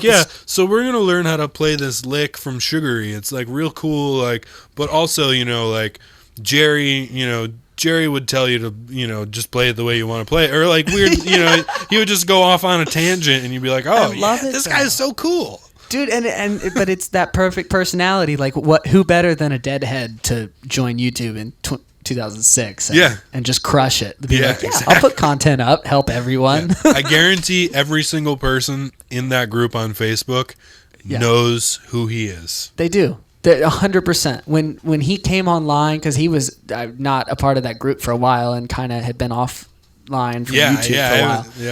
There was a J dark period for a while. But then he came back on, and it was just, I loved reading the comments. I was like, oh my God, J Darks is here. So we got him coming on. We got Dr. Chris Iannotti coming on. Oh, Chris. Our resident neurosurgeon. Yeah. And killer player. And man, it's Jason Ferguson said he's going to talk to me. Cool. Really excited about that. So him and Anthony have done some really cool stuff. Oh my God, great collaborators. The Travis Bean that Anthony just made. Mm-hmm. I'm like, I build guitars. See, this is the thing. Like, I have a wood shop, right? I can do all this stuff. Yeah. But like, with all the other things that I do, as we have talked about, yes. sometimes I can't find the time to do everything that I want to do. Yeah. Like I found that my little frontman 25 bass combo that I've had forever isn't quite enough for this new group that I'm playing with. Yeah. So I'm like, oh man, you know what? I could just use my quilter as a head, my 201, and my E120 as a Why cab, not? right? And I plug my new Starfire into it, and I try to drop one of those like fill power cord Heavy low bombs, bumps. and I'm just like, oh no, like I can hear the speaker kind of like. It's on the edge, I'm like, right? no, can't do that. Got to get a 15 now, and I'm like, but I can't take the time away from the acoustics to build a 115 cab and spend all the money and time. Like, I don't have the time. Same thing with this Travis Bean. Like, when I saw the Travis Bean, I was like, oh. I got to build that. Oh, damn. Like, I either got to build that or, like, somehow figure out how to make enough money where I can buy one. Like, I want one of those. Like, I saw Anthony and Jason working together on that, and I'm like, dude, I want one of those. What a killer combination of just, like, brains to go into a love child of a guitar. Yeah, That's for sure. great. But, yeah, man, I feel you, like, trying to balance and prioritize which project you do first. It's like, well, you're limited by like what your room can be. Is it a cab making space or is it a guitar making space for that month? Absolutely. Yeah, I mean, when I was making my rack box to put my, FYD preamp and Macintosh into, it's like I don't have enough workbench space to have this stuff out and guitars, Yes. And that's why right now everything that's in my shop is all guitar oriented. Like, that's cool. So I can't, I just don't have the bench space to have, a big, block of cutting board wood gluing together and things like that. Like, I don't want to be doing that anyway, but it pays some bills. So like, whatever. Who was it? There's a guy named Brent that had a workbench that it was two-sided maybe. Did you see that? I don't know if I saw that. No. Oh man, I'll dig through a post and try to send it to you. But I think it's Brent. Somebody, his last name starts with an F, maybe if I'm remembering correctly. And he built a really cool rotating 180-degree workbench thing with. Sure. I want to say it's not a planer on one side and a drill press on the other. But it's some kind of like dual function bench, and I've seen stuff like that actually. You had a whole room just full of those. Yeah, you could fit two workshops into one workshop. That's it. You have your cabs on the bottom, and then spin everything over, and you can build guitars. Yeah, that's for awesome. sure. That's cool that you're gonna get Dr. Chris too. Yeah, I was excited. I think that he's kind of like he is totally a legendary figure in that group because that man out of anyone is the most like studious. Yeah, but he's also like very unassuming. He's very humble. Yeah. But he is one of the best goddamn players in that group. Shreds it. Yeah, dude, shreds. I've known that since like the first couple days joining. I was like, okay, like seeing some of the names, and I think that was back in 2017 or 18 probably. Sure. So I've been around like before the second wave surge of now it's like 3,000 members or so. Yeah. I remember you kind of me and you probably joined around the same time. Similar, yeah. Like, because it wasn't until I was back here and really started kind of wanting, I think one of my I always wanted a jerry rig. I had the MC250 when I was out in Colorado. Like, I bought that when I was in Colorado and brought it back. So that was one of the me. first pieces you had then, was the power amp. Wow, that's different from how a lot do it, I feel like. Yeah. Well, and I had an Alembic preamp, the F1X thing. I'm vaguely familiar, but not super. It's just a single tube preamp rack kind of thing based on like a dual showman so basically a twin. But there's no reverb. And I bought that out in Colorado. Actually, it was Keith Mosley's from String Cheese. He was the bass player for String Cheese, and he came in and consigned some gear, and super nice dude. When I saw that he was trying to consign that, I was like, yo, I don't have the money for that right now, but and usually we don't do like consignment layaways but can I maybe? Would you be okay with us like holding on to that so I can buy it like That's slowly?" so funny. And he was like, "Dude, totally. That's all you." That's so awesome. What a But man. yeah, it took it. Once I got the E120, that's when I started putting everything together, and then realized like, dude, I do not want to lug the MC250 to every gig that I play, like every single one. It's a little much. And I think it was that's when I started really kind of searching the internets for alternatives. And that's when I found the group, and like everybody is all about the quilter stuff, and that's that's when that was really popping off. Like, oh, look at this option! It's lightweight. It's all the watts you need. Well, like 2 years ago, when what's his name too, as I like to call him, flat brim Jerry. Flat brim Jerry, Zach Nugent. Zach. The Nuge. That's the Lot Mart meme that you got that from, right? Yeah. Who would win, one salami boy or flat brim Jerry? John Yeah.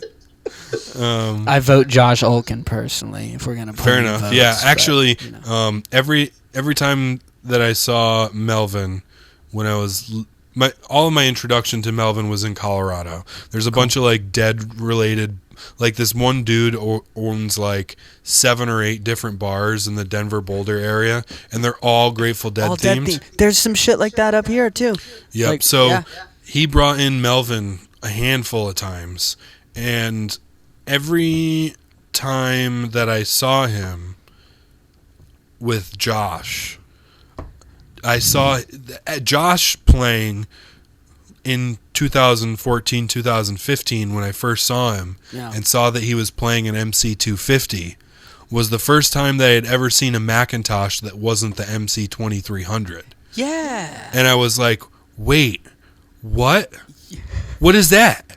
That's you can get something smaller? Yeah, you can get something smaller that's not like $3,000. Yeah. I'm into it. I was like, I remembered that day too. It's like, wait, and they sound they're similar? They sound similar? Yeah, similar, close enough. Like, that's good. I'll do that. Sign me up. Yeah. It's it's similar enough, and that's all that matters. Yeah. It's crazy, man. I was looking at 2300s today because as we do.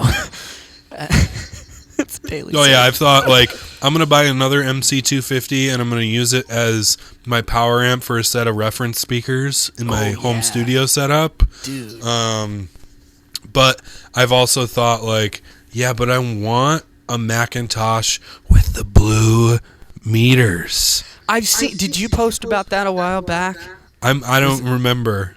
I don't remember many I want things. a blue meter one. I just want the VU meters. Yeah. Like, I don't care if they're blue. I don't care if they're red. I guess they're all blue, aren't they? Yeah, yeah. I don't care if they're red. I feel like I've seen a rebulbed one where they're not blue. Or sure. Like on the 2300. Possible. Are they yellow? No, yeah, but either way. Doesn't matter. Sorry. Doesn't matter. I just want a VU. Same. But the blue is like traditional Macintosh. Okay. And it's like when you see that, you're like, ah. You're like, it's almost like I like how you're like, yeah, man, I'm not after a BMW or a big house, but yeah, when it comes to Macintosh amps, we're after the fucking Mercedes, Rolls Royce. Like, yeah, I want that blue VU. We'll do dirty things with some blue VU meters. Yeah, rich motherfuckers are like, I want walnut burl on my car's interior, and we're like, yeah, I want that blue VU meter. Can you give me a roadie to carry my MC2300 to the bar gig that pays $100? Yeah, oh yeah. That's musician's life, though. I love it. That's just how we're so creative. We force ourselves into hilariously impractical situations and make absolutely. do. Yep. What are we at now? This is we time travel, dude. An hour and a half. Yeah, that was beautiful. There you go. Yeah, it felt like nothing. My camera's flipping out, I think, because I've been filming so long, so it's like dropping frames out of nowhere. But that'll be. Yeah, I like when you were like, do you want to do this podcast and we'll talk about guitars and Grateful Dead and gear and stuff? I'm like, dude, yeah. It's like, that's what I would be doing anyway. Yeah. I feel like socially awkward when I meet people because that's what I want to talk about. And I know that I scare people. I'm that guy at the party. Yeah. I'm sitting in the corner and like, if there is anybody that has a remote interest in music, I'm like, sorry, hey, you're my new friend tonight. Yeah, you're going to be who I talk to exclusively. Yeah. There's many, with these kind of topics, my mentality is that we're all nerds in our own ways. Yep. You know, like some people are like super into Star Wars. Yeah. I'm a Trek guy, like that, through and through. Very cool. Respect. I'm a total Trekkie, and you know, if somebody starts talking about the Dead, I'm like all about it. And the worst thing is when you hear somebody say something that's wrong, and you just don't want to be like that person to be like, actually. Yeah, no, you don't want to be that guy. But at the same time, that was actually 77, not 78, like you just said it was. But it's cool. Dude, you could go through my entire YouTube channel, though, and do an actually series from all the shit that I've posted. Man, I feel you. One of like the funnest things about like that level of nerddom when it comes to the Dead, especially, and listening to music, is like when I constantly freak my mom and dad out because we'll be like driving somewhere on a road trip. Like this past weekend, it was the Burlington 2020 beer bass and bonsai run. Oh, nice. Because I basically took a day trip, bought the bass that I've been after, went to this dude's house, bought a bunch of bonsai, and then my dad was, bought a ton of craft beer. But actually, I forgot where I was going. So no, we were talking about, man, you said it was your Burlington bonsai run. Are you talking Burlington, Vermont? Yeah, I'm just trying to remember why I mentioned that. No, same. I had it in my head too, and then as you forgot, I was like, Oh yeah, where are we going? You'll have Sirius Radio on, right? Yeah. The Dead channel, and something will pop on, and you're like, okay, cool. I haven't heard this yet before, but like. And I'm driving, right? So I can't really hit buttons, and I can't really look at the screen. Yep. And also my dad's truck has got an older display, so it barely just says anything. The Dead channel, and then you've got to hit like a text button to get all the other info to like scroll through. So classic. It's such old technology. But I'm like listening to it, and I'm like, hey, can one of you guys check? Is this like late 77? And they hit the button, and my mom's like, no, it's actually 78. I'm like, is it early 78? And she's like, yeah, it's February 1st, 1978. I'm like, okay, cool. Okay, I'm good. Yeah. I literally had that happen 4 months ago, 3 months ago, whatever, pre-COVID. When you could still go to bars. I was at a bar, and the manager, I think, from the show prior, he asked if we played Grateful Dead, and I was like, "Oh, we'll do Fire on the Mountain for you." Yeah. And so he had remembered that, and I hadn't fully remembered that. But I walk in, and after a while, I hear a really good year. I'm like, oh wow, Jerry's tone's on fire. What's this, Throwing Stones? And I start listening, I'm like, this sounds like 89 if I've ever heard it. And then I was like, damn, yeah, this is 89. So I had to I wish I wasn't this human, but I had to walk up to the manager and be like, hey man, are you responsible for the Dead playing? And he's like, yeah, man, I saw you walk in here. And I was like, oh, wow, that was for me? I said, you picked my favorite year. I was like, is this 89? He goes, I think it's 90. And he went to check, and he was like, yeah, it's it was early 90 or something. Yeah. But it was a good feeling. I was like, okay, at least my ears weren't too far off. Yeah. Yeah, and I had mental thing where I wanted to listen to every show that I could listen to. Yeah, like that's an undertaking. Yeah, it was like I was like, I'm gonna go on archive and listen. Like I'm gonna go back to like 66, 65 or whatever, and just start and do every single one. But yeah, after a couple days, I realized like 9 out of 10 of the shows that are on archive for the first couple years are just painful to listen to. Just bad audio quality, and you can't really hear what's going on. So I've a hiss to get through. I've just delegated or like relegated that desire back to a position of I just want to be really highly accurate, so when I hear something, I can place it and I can maybe roughly find it if I ever want to come back to it again. Very cool. Yeah. And I've gotten to that point where like, I can pretty much say like within instead of just calling a year like 78.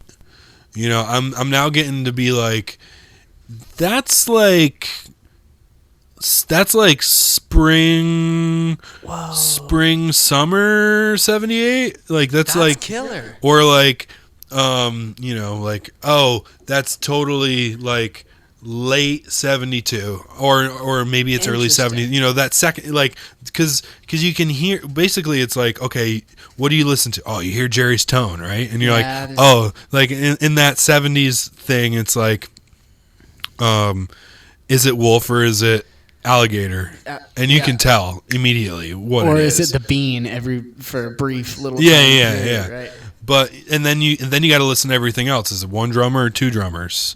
Mm-hmm. And you kind of like weed it down, and then it gets into the real nerdy stuff. Like you start to hear the tone of the vocals, and you're like, yes. Was that the wall of sound out of phase microphones? Yeah, exactly. And that's where you start to really kind of like feel like an uber nerd. You're like was how yelly was Donna at this show? Yeah.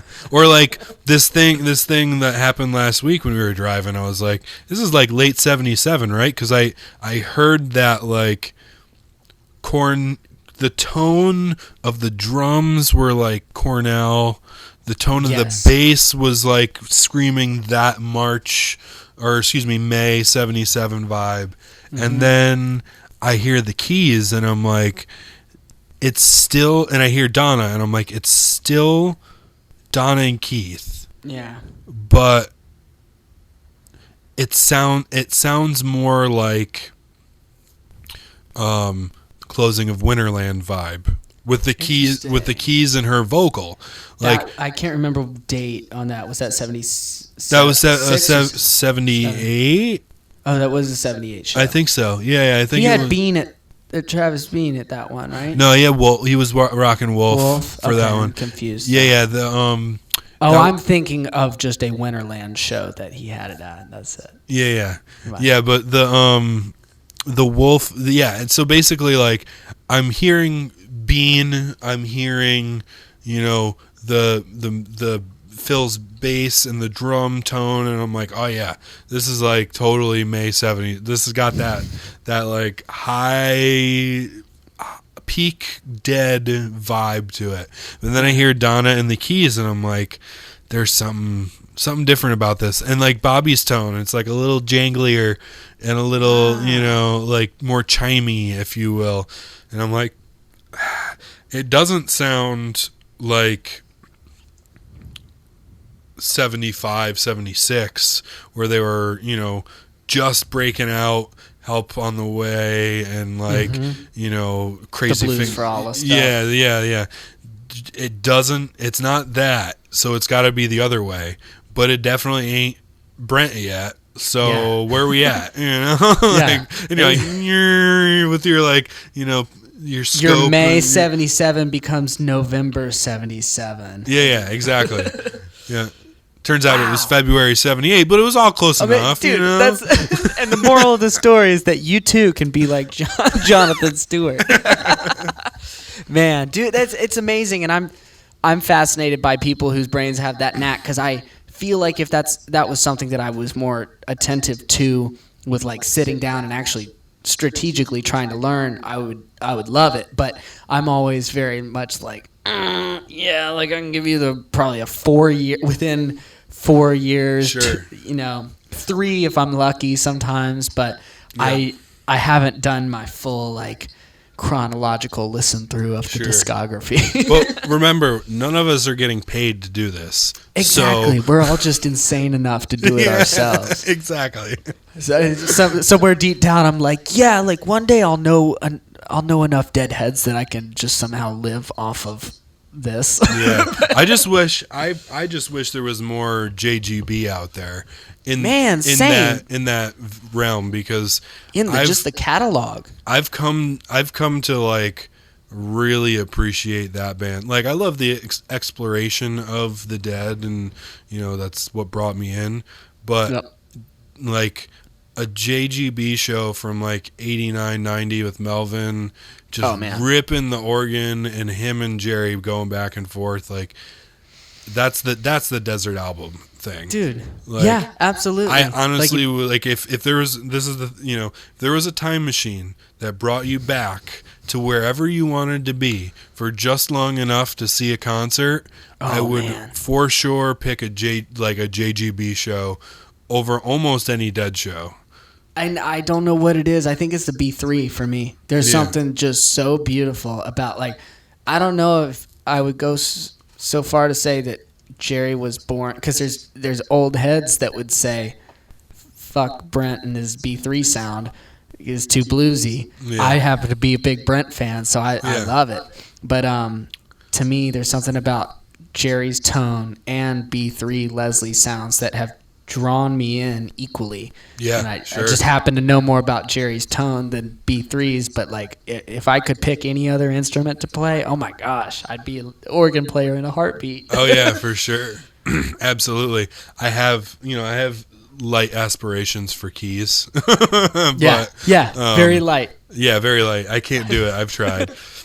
Same. It's like just also learning another instrument after you have become like, to an extent, a level of proficient at another. Well, and I think too, it's families of instruments. Like that's true. You or I, playing guitar. I first learned bass. I'm still I play a lot of guitar. Would you say you're a bassist over guitar? I don't know. I would say both of them are pretty equal, honestly. Because at any point in time, if somebody needs a bass player, I will do that. I would just probably prefer playing guitar if I could, but I still really enjoy playing bass. But any stringed instrument, I can become proficient enough to say record a really simple part for a song or something. If it needs to sound like that instrument, then you're good, right? Yeah. You just need that kind of sample. I have a band open back banjo. I've figured out how to claw. I can do some rudimentary claw hammer. Same. I don't really do the Scruggs style thing. It's just not my thing. I got the picks right here, and they suck. I'm like a backwoods claw hammer dude. I love the Pete Seeger thing. I pedal steel. I got my pedal steel set up back over here, and I can do like a pretty simple, like get some crying country kind of tones. I can't play awesome. I can't do no Pride of Cucamonga, Direwolf. Like I just can't. I like my steel isn't like Plus, I don't play it enough because I have to sit and tune the thing for like 40 minutes before I actually play it. It's just a pain in the butt. Talk about an instrument I would never want to own. All the mechanisms and stuff, but it's so rewarding. Like it's so looks fun beautiful to play, and it sounds so good. What kind of pickups in it? Humbucker? It looks like a goofy P90. Cool. Yeah. Is it under like a whole metal casing thing, or is that? It's just open. It looks like a 10-string version of a P90. Yeah. If I could move my computer, I'd show it to you. No, same. I mean, one day we'll have like, when we do this again, maybe a fancier studio, I can have some cameras on rails to showcase the gear. Yeah. So we can do gear show and tells. Yeah. I mean, you are basically sitting on top of my studio setup with my cool. like cassette 4-track hooked up into my interface and all my compressors like racked up and everything, like, so it's all hidden. You can't see it. Yeah, unfortunately, yeah. That's what kind of why when I redesigned the room, I was like, well, I got to put the stack here, so at least if I film, there's something cool to look at in the background. Yeah. That's why I left the guitar case open, just so like somebody knew. Hey, I'm a musician. Well, man, what a treat it's been to talk to you and learn a little more about the story. And it feels more like a fireside chat than an interview or anything. This is great. Yeah. I hope that we can, if you're willing, we can do this again sometime. Yeah, for sure. Absolutely. Talk more. I'm trying to make it a thing and make it something that people want to participate in. So yeah. Again, and, good luck with, chatting with everybody else. And I hope that all of them are as conversational, and you just get that vibe with them. You know, it's great when you kind of lose that like, okay, we're talking feeling, and it just becomes like, oh, we're talking. Like, that's a nice transition. So it was great to just chat with you today and make it feel like we're catching up after me buying a speaker from you. Yeah, for sure. Did you ended up with that one that was torn up too, right? Which one are you talking about? Because I think you ended up with 2 speakers from that I sent with my parents, right? Yes. Oh yeah. I bought for $50 or something. I bought the non-functional. Yeah. Did you ever get that reconed or anything? I talked to Ken. Yeah, Ken seems to be the man. Ken Hairhar. I don't know. Okay. Forgive me. Yeah, I doubt that he'll be watching, but if he is, I did talk to him, and I think it's just gonna be a point at which I'm like, all right, I have money now to repair my broken JBL fund. Yeah. And it's going to be a chunk of change. Yeah. Well, and that's, that is kind of the thing too. Like you collect all this gear, and, some pieces you buy and they break down through use. Yeah. Some pieces you buy because they are broke down, and you want to get fix them. Yeah, so because you want to get a good deal on it, and you think like, well, I can figure this out. Yeah. Dude, I have so many like tape recording machines that just they're never gonna work, but they just look so cool, so vintage. Or like I have, right now, yeah. Exactly. I have this really cool old Studio Master mixer. Like, some dude dropped it off at the store I worked at in Boulder on the last day that we were open. Oh, he was like, he just dropped it off. He was like, yeah, I brought it to somebody. They said that it might be like not really worth it to fix, and I don't really want to put money into it. Do any of you guys want it? I was like, yeah, sweet. Because at that time, I was wanting a mixer to do analog dub reggae remixes. Oh, yes, dude. Which I'm like super into. That's another topic. Wow. Yeah, I have got to do with the dub show. Yeah, I have a YouTube. The only videos that I've put on my YouTube are my microphone shootout and a video that I did with. I bought a Tascam Model 24 a couple years ago, and I got all the stems for what is it? Lively Up Yourself, Bob Marley. Yes. And man. Put it into my board and did a whole dub remix on it. Like, it was sweet. I love dub reggae. I absolutely love it. Super simple and straightforward, but just so groove based. Yeah. And just mesmerizing in that sense. But back to the gear thing. Like, I have this mixer that just probably shouldn't be fixed, but I gave it to a guy like a couple months ago to like fix up because I just want it to work. Yeah. Like, just to like, not even so you can use it, just so you can like know that it worked. Yeah, or like the intention to use it when I have the room, but when he finishes it, it's probably just gonna like sit in a closet for 2 or 3 years until I have the room to actually get it out and plug it all in and have it set up to actually do mixes on it. Dude, so, what a cool setup though for dub reggae stuff, and in the spirit of it too. For sure. Yeah, and I and just in general, like I found when it comes to like doing mixing and audio recording that I can get away with just clicking and like all that stuff, but if I have something tactile to work off of, it just becomes so much more enjoyable. It's like driving a manual car a little bit. Yeah. You can. Now you have a PreSonus mixer, right? Is that what you use? I do, yeah, and I don't. It's not a control surface at all. So with this, I have it as an interface basically, and have used it some for live stuff, but just it's far superior to me functionally as an interface.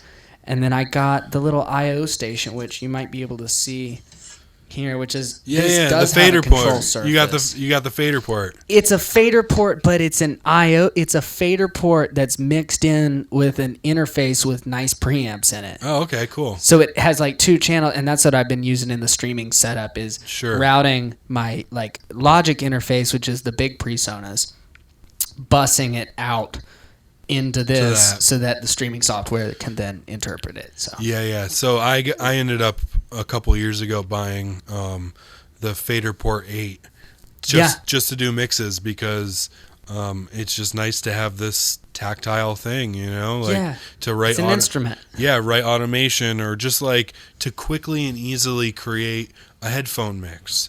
Or just a basic mix of a bunch of tracks that you've got. Like, there's nothing worse than a trackpad or mouse trying to do faders with click and drag. It's awful. And you can, and that's the thing. You can only do one at a time. So you got to click, drag, go over this click drag. And, I got to make adjustments to one again. Yeah. Where with the fader port, it's just like boom, right there. You're doing all this stuff at the same time. But yeah, Dude, it's a great little device. I had the original fader port, just a single, but it was like, with the single, you're kind of like, this is just adding a hardware control to the same functionality that I have on my computer. Yeah. Whereas like the 8 definitely makes more sense because it feels like at least you're getting a sense of what the analog console Talk to me. Would be. And I'm like over here like, but I should probably go buy the 16. There's something wrong with us. We got to start a clinic. Dr. Chris can study us all. What makes our brains, what's made our brains so messed up. Broken gear brains. I have this nice Focusrite. Like my main interface is a Focusrite Claret 8 Pre-X. Yeah. Nice. So like their higher end Claret. And it's got 8 pre's. It's got a bunch of ins and outs. They sound pretty good, but I'm like, but I want these Cappy API style pre's too. And like, I want to be able to run a 16 channel analog mixer, which means I'm going to have to get an ADAT preamp to have 8 more ins and outs so I can have 16 ins and outs and run a project into an analog board. Like, come on. Yeah, dude, that's my whole house is like, it's me, my colleague and roommate and friend. He's an audio engineer too, but he's even more so on the like fully dedicated toward the engineering side of things. Sure. And cool. So it's just a constant like, I wake up and then he's like, "Hey dude, I found an E120 on Craigslist." Or there's no discouraging. That is a great environment to live in. Probably a little dangerous for your wallet. It's a little dangerous on the wallet, especially when you have 2 of us are bandmates, so it's me and the bass player for Blue Light Bandits, and he's like, "Yeah, dude, I found a new Mesa Boogie Scout in New York." It's like, "Yeah, dude, you should go buy that. Why wouldn't you?" Is it a good deal? Is he willing to haggle a little bit? Oh, he's going to haggle a little bit. He's going to have, I think that'll complete he has a trio now, but that will complete 2, a silver face and black face 15-inch bass amp combo. Dear Lord. Made, and then a 12-inch silver face and black face, old and new. So he's basically got the bass version of what's behind you. He is, yes, but it's Mesa Boogie, and he likes the Mesa Boogie Scouts. So, like, if you could be into something as much... Oh, I see a cat creeping down behind you. Oh, yeah. That is, yep. That's a cute animal. Yeah, he's a creeper. Yeah, I got that's great. I got also... This one has been hanging out the whole time. Oh my goodness, what a cutie. Yeah, I got Jane when I was living in Colorado. She's beautiful. Just pulled her up from her bed, but oh, dude, this is gonna be like the beginning of the podcast. I'll have to clip this video and just put it out. That's so cute. Oh, she's so sweet. What? She's good too. I didn't hear any noise. No, yeah, she's been sleeping. She's been chasing squirrels all day. Oh, that's fun. We've been trapping squirrels over here and transporting them to the park across the street. They've been digging at the side of the house, so fun parts of being an adult. Yep. Gotta live that. Still a child at heart, though. That's why I have all this gear. Oh, yeah, for sure. Yep. Oh, well, man, thank you. I can't thank you anymore. This has just been awesome. Yeah, it seems like it just keeps on, like, snowballing. Dude, no, well, I'll keep doing that, but this is the luthier problem. I don't know if it's just because we like guitars too much, but I swear, it's anybody that's into recording, luthiery, or just Grateful Dead. And right now we have all three of those factors going. All three are... So it's just, it's never going to end. Oh, yeah. Nope. Oh, dude. Well, thank you so much. Let's see. Yeah, I guess that's it, man. We'll be back for more episodes, and hopefully you can join me on a couple of those. Awesome, dude.